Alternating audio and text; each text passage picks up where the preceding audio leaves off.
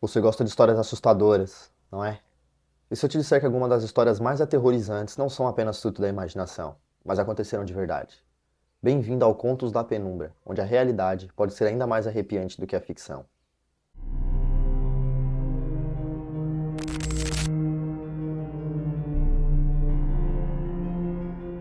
Hoje eu vou contar a vocês 7 histórias reais muito estranhas e bizarras. Se tiverem coragem, fiquem até o final e descubram o que realmente aconteceu nessas experiências. Isso aconteceu há algum tempo, quando eu tinha 19 anos. Agora estou com quase 30 e ainda me lembro disso claramente por causa de como fiquei assustada. Na época, eu morava a mais de 500 quilômetros dos meus pais, em outro estado. Mesmo com a distância, minha mãe e eu ainda falávamos ao telefone pelo menos 2 vezes por semana e continuávamos muito próximas. Então, quando descobrimos que o câncer dela havia voltado, não hesitei em largar tudo para ir vê-la.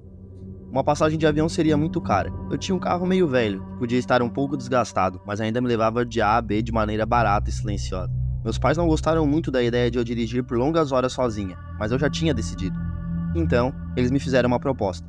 Eu pararia em um posto de gasolina a cada 2 ou 3 horas para esticar as pernas e ligar para eles.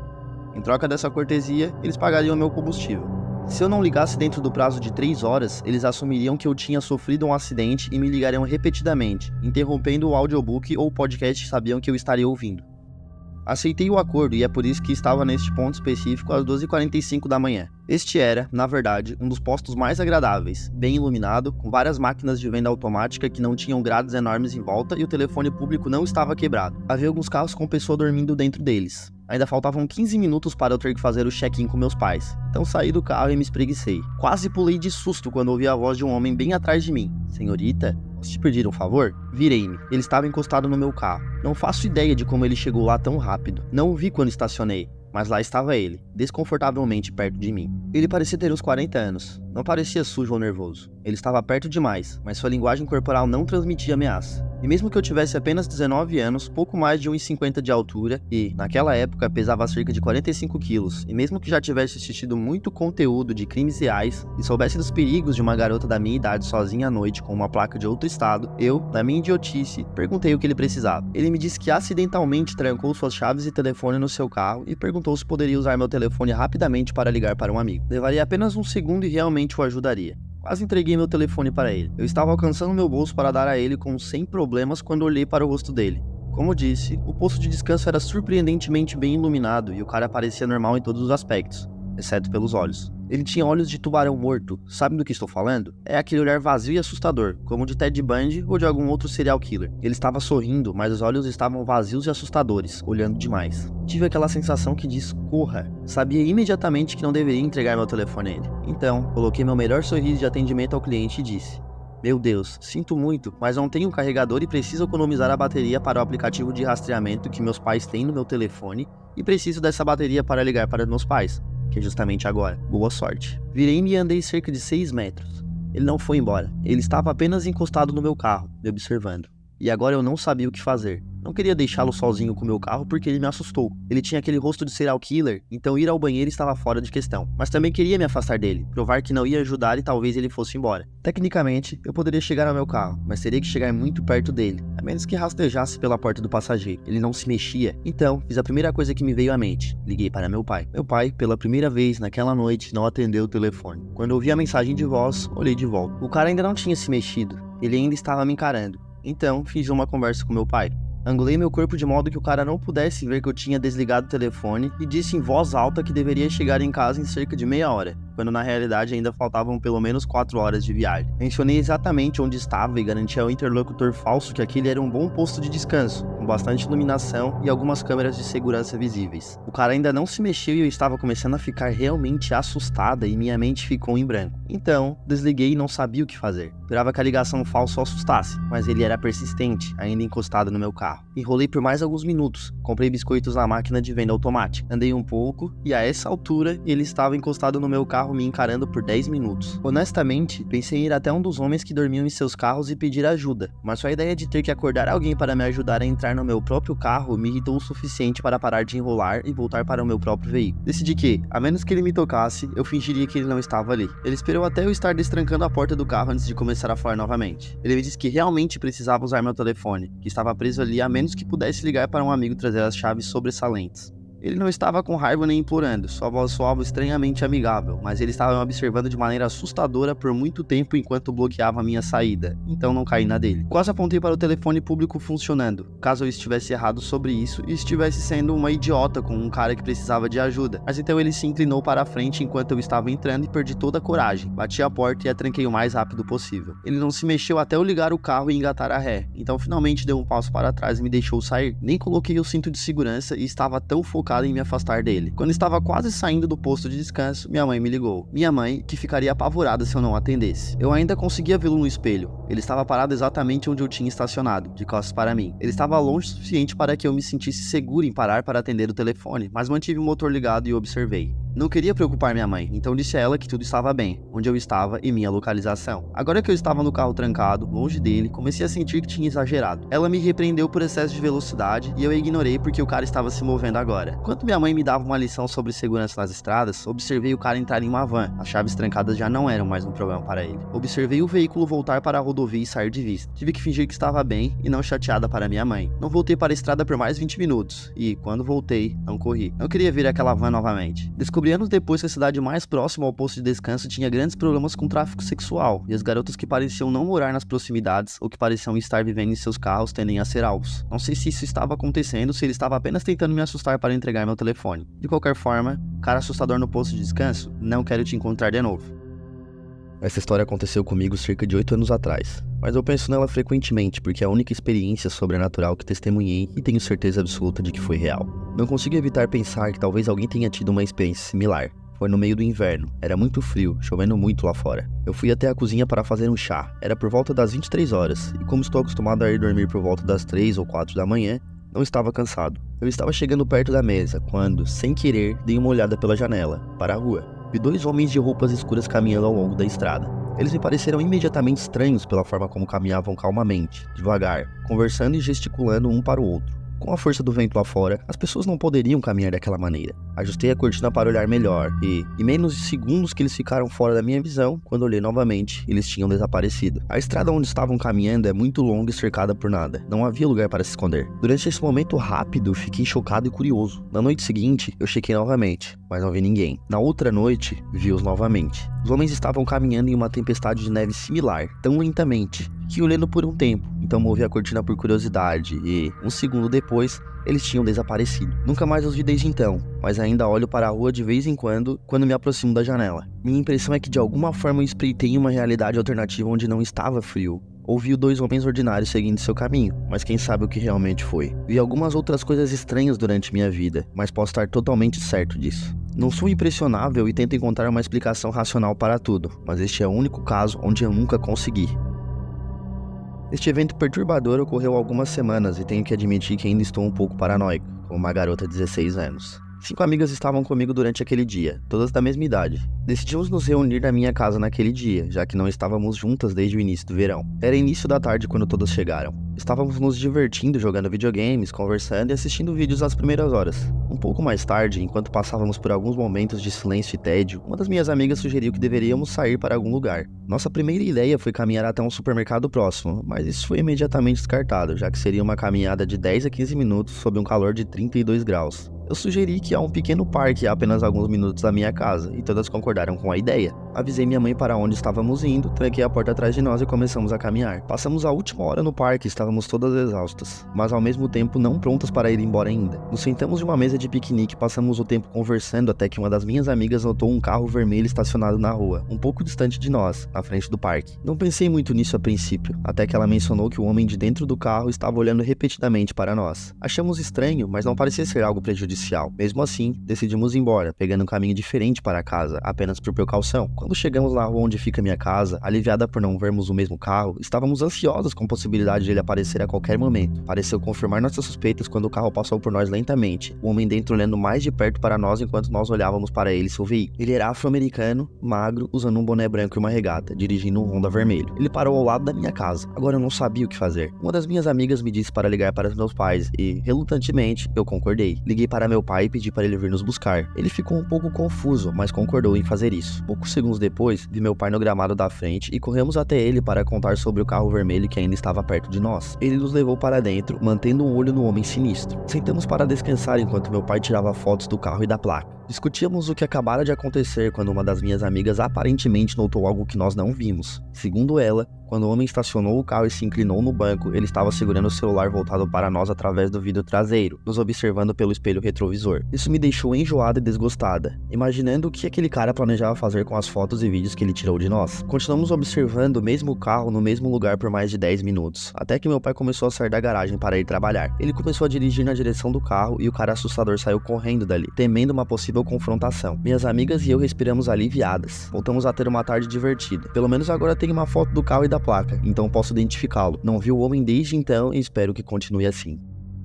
Há uns 4 anos atrás, minha melhor amiga estava muito deprimida. Sua vida estava desmoronando e tudo parecia ruim para ela. Eu fui viajar durante o final de semana e na primeira noite tive um sonho onde ela conversava comigo, dizendo como as coisas estavam melhores para ela e que se sentia mais leve. Ela me incentivou a seguir meus sonhos e que eu poderia ser tudo o que quisesse. Pediu desculpas e me pediu para dizer aos pais dela que não era culpa deles. Compartilhou algumas coisas pessoais e então desapareceu. Acordei imediatamente. Estava gelado apesar de estar coberto por muitos cobertores. Liguei para ela imediatamente, mas não atendeu. Em pânico, enviei uma mensagem dizendo: a vida é preciosa demais para acabar assim tão rápido. Eu te amo e sei que tudo vai passar. Eu te amo e quero envelhecer ao lado da minha melhor amiga. Ela me ligou imediatamente, chorando. Estava prestes a dirigir seu carro em direção a uma ponte conhecida por ser usada por pessoas em momentos de desespero.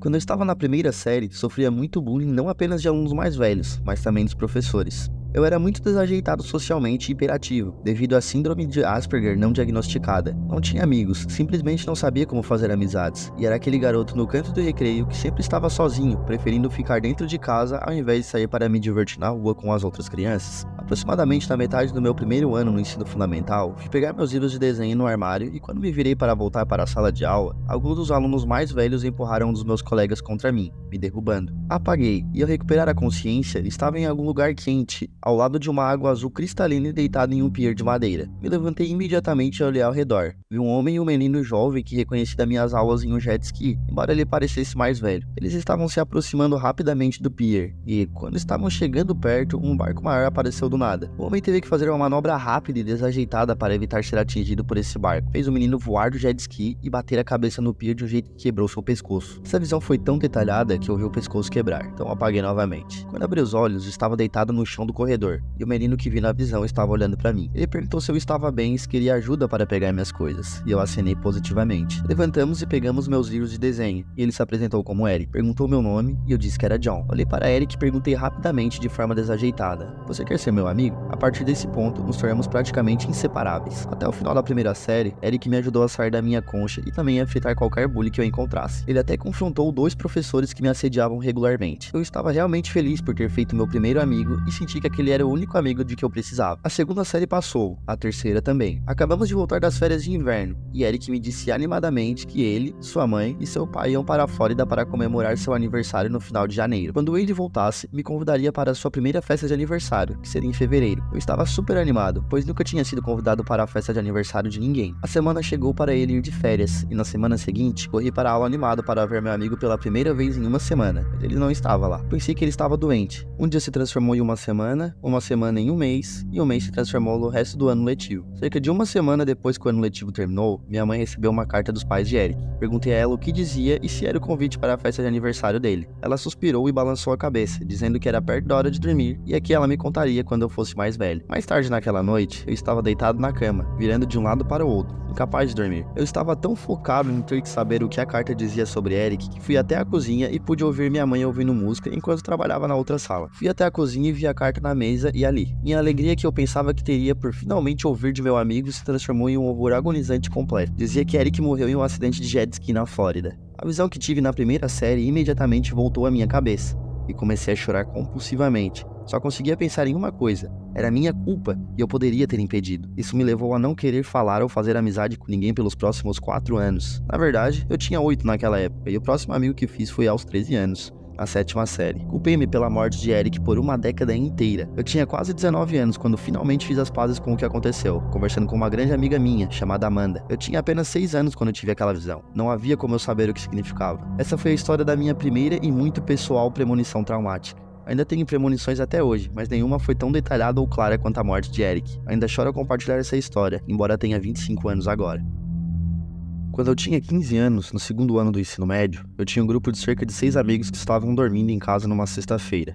Eu era daquelas que convivia com todos os grupos na escola, então o grupo era diversificado. Alguns fumavam cigarros, então íamos pro meu quintal a cada meia hora mais ou menos. O clima estava quente o suficiente para usar shorts do lado de fora até de madrugada, então ficávamos lá fora, conversando e sendo adolescentes. Devido à minha criação, aprendi a sempre confiar nos meus instintos e a sempre ouvi-los. Então achei estranho que não apenas eu, mas 3 dos meus convidados, meu melhor amigo Simon, minha melhor amiga Janet e outro bom amigo nosso, Brian, tivéssemos um pressentimento sombrio de que algo ruim ia acontecer naquela noite. Começou por volta das 23 horas e continuou piorando à medida que a noite avançava, trocando olhares desconfortáveis sem saber se isso era algo relacionado a um de nós, alguém que conhecíamos ou apenas algo terrível em geral. Certo momento da noite, fomos ao quintal para fumar e conversar. Quando Simon, Janet, Brian e eu saímos para o quintal, a inquietação apertou meu estômago, então eu sabia que algo estava próximo. Enquanto todos iam e conversavam, de repentemente ouvimos um som ensurdecedor que parecia ecoar pela montanha. Foi o barulho de um carro batendo em algo. Imediatamente viramos para ver um veículo do outro lado do lago, diretamente em frente à minha casa, enroscado em um poste telefônico. Em choque, todos começaram a gritar para chamar a polícia. Lembram-se de como os 4 de nós tínhamos aquele pressentimento? Pois é, podíamos sentir o formigamento percorrendo nossos corpos. Aquele tipo de medo que parece te envolver com teias de aranha por todo o corpo. Neste ponto, estávamos petrificados, pensando que poderia ter sido um de nossos amigos da escola ou algo assim. Nos anos 2000, costumávamos ir para o mato e festar, especialmente durante o verão, então não era incomum ver pessoas descendo as colinas tarde da noite. Quando vimos os caminhões de bombeiro e os veículos de emergência se aproximarem, não conseguimos deixar de observar a cena até que quase tudo estivesse completamente limpo da estrada. Sabíamos que alguém tinha se machucado gravemente porque vimos 2 macas sendo trazidas para fora do carro, mas apenas uma delas voltou para a ambulância. Foi uma noite difícil para dormir, porque o acidente simplesmente não parava de se repetir na minha mente. Eu esperava que as pessoas dentro do carro não estivessem gravemente feridas. Simon e Janet também tiveram problemas para dormir, então acabamos ficando acordados até não conseguirmos mais manter os olhos abertos. Nosso grupo verificou o fim de semana todo se havia alguma notícia, mas não ouvimos nada até a semana seguinte na escola. Não pensamos muito sobre isso, mas uma boa amiga nossa não apareceu na escola na segunda-feira porque costumava chegar atrasada com um sorriso estampado em seu rosto e com o cabelo penteado de lado. Eu vivia com inveja do cabelo cacheado preto natural dela que descia até a cintura, e ela nunca o prendia. Durante a última parte do dia, no entanto, descobrimos que essa mesma amiga estava com seu namorado, ela no banco do passageiro e ele dirigindo naquela sexta-feira à noite, voltando de uma festa no mato. Ela estava completamente sóbria porque estava tentando melhorar sua vida, o que não incluía álcool. Ele, por outro lado, não estava. Ele acabou enrolando o carro completamente em torno do poste telefônico devido a uma briga que tiveram sobre a festa. Nosso grupo foi quem testemunhou o acidente e ligou para a emergência. A pessoa que vimos na maca naquela noite era ela. Descobrimos que ela morreu na hora, enquanto seu namorado sobreviveu com alguns ossos quebrados e hematomas. Ela tinha acabado de completar 16 anos, enquanto ele tinha 19. Ele está na prisão agora, cumprindo pena perpétua, sem chance de liberdade condicional. Que ela descanse em paz.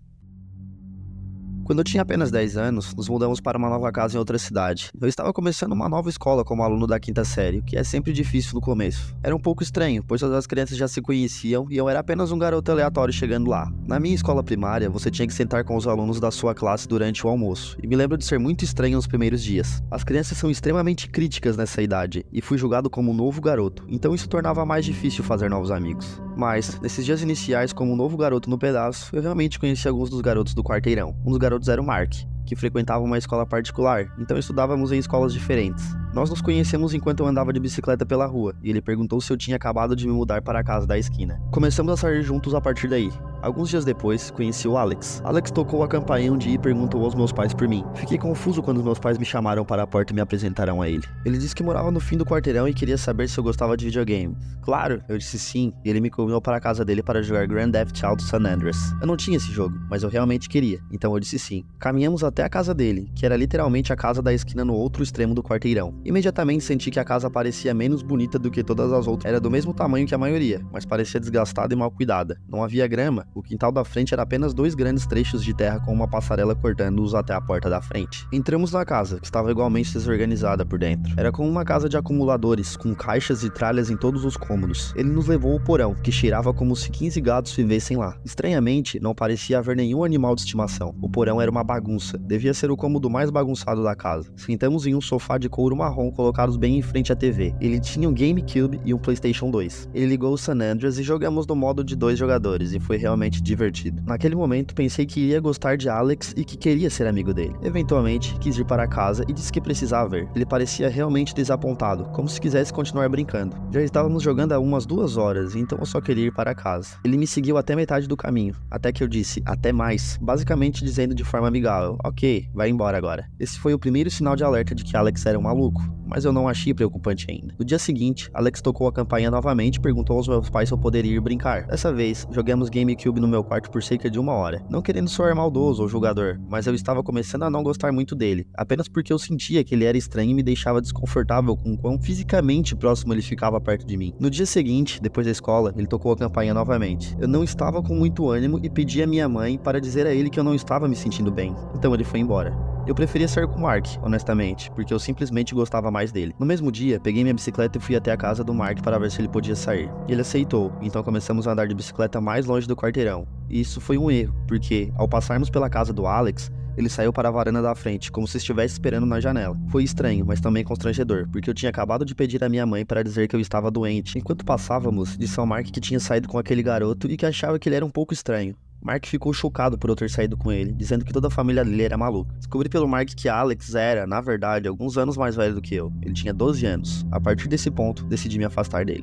No fim de semana seguinte, Alex veio até a nossa porta novamente perguntando por mim. Já tinha dito à minha mãe para dizer que eu não estava em casa se ele voltasse, então ela fez isso. Mas, tarde da noite, acordei com a minha janela completamente aberta e uma brisa fria entrando no meu quarto. Era uma noite fria de setembro, então eu definitivamente tinha deixado a janela fechada. Acordar com uma brisa inesperada me fez questionar quem poderia ter feito isso, então senti algo cutucar meu pé e gritei. Olhei para o pé da minha cama e vi Alex. Ele me disse para ficar quieto, que era só ele. Antes que eu pudesse sequer perguntar o que ele estava fazendo no meu quarto, ele explicou que seus pais estavam brigando e ele queria dormir comigo. Ele entrou pela minha janela. Eu estava em choque, disse a ele para sair. Ele implorou para dormir na minha cama comigo. Novamente, eu disse para ele sair. Ver ele se virar e sair pela minha janela foi uma cena perturbadora. Fechei a janela, tranquei e fui direto acordar meus pais para contar. Eles não podiam acreditar. No dia seguinte, meus pais foram até a casa dos pais de Alex para conversar, e quando voltaram, disse que não foi bem. A mãe maluca do Alex gritou e riu na cara dos meus pais, sem assumir nenhuma responsabilidade pelas ações do filho. Tenho certeza de que meus pais não queriam envolver a polícia porque Alex era apenas uma criança, mas, quantas noites depois, acordei com batidas na minha janela. Eu tinha as persianas fechadas, mas sabia com certeza que era Alex. Eu não respondia. As batidas continuavam por uns 5 minutos. Eu até ouvi uma tentativa de abrir a janela uma vez. Eu estava realmente assustado. Lembro-me do meu coração acelerado. Eventualmente, claro, as batidas pararam um dia. Fui contar aos meus pais e eles me disseram para ignorar. Acho que eles não se sentiam tão ameaçados, porque, como eu disse antes, Alex era apenas uma criança. Provavelmente, alguns dias depois, quando Mark e eu, junto com outro amigo que fiz na escola, estávamos andando de bicicleta da minha casa até o quarteirão, ao passarmos pela casa do Alex, vi ele correr até a janela enquanto cruzávamos a rua, e ele apenas observava. Contei aos meus amigos sobre o que aconteceu, e eles acharam hilário. Meu outro amigo fez um comentário sobre como ele parecia alguém que viveria em uma casa nojenta como aquela.